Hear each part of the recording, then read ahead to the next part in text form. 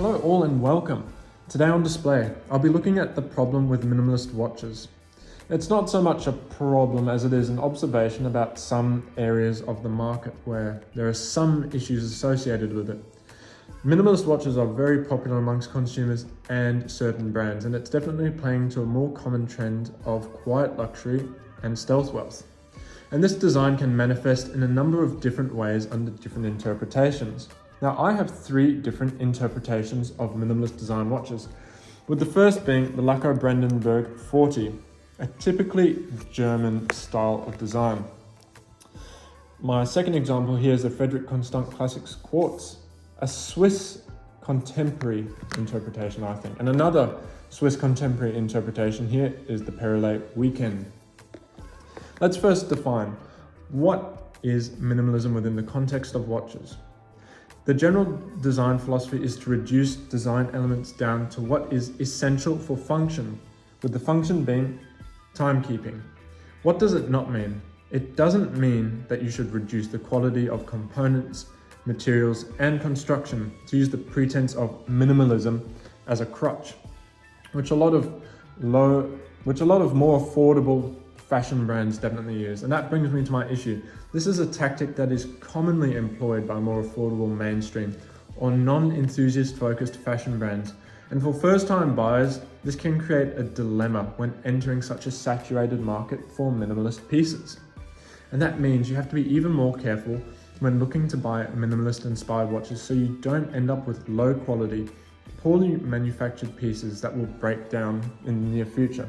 Because it's quite often that I'll see with these fashion brands focusing on minimalist design that a hand will fall off, the movement will stop working, or there'll be issues with water resistance. Pick anyone. They unfortunately aren't built very well, and that's across the board. So what do you look for then? And these things that I'm mentioning here are, in my opinion, and are by no means something that you should prioritize. But I think one of the first places you should look is the movement. A lot of lower end fashion brands that use minimalist design will use cheap quartz movements. And a good thing to look for is whether they're using mechanical movement or not. With this Laco Brandenburg 40, using an ETA 2801.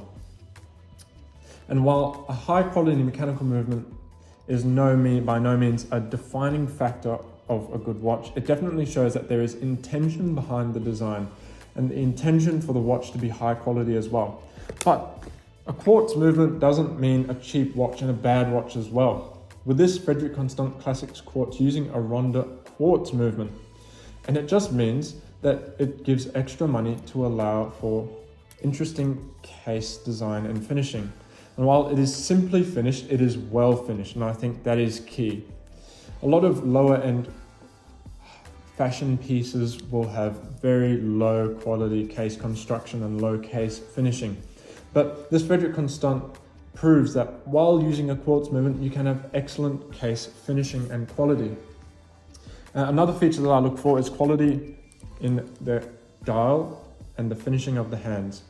A lot of these minimalist pieces will have printed dials, and I'm bringing it closer so you can see that printing doesn't always need to be low quality. You don't always need applied indices like with this Frederic Constant or the Perle Weekend.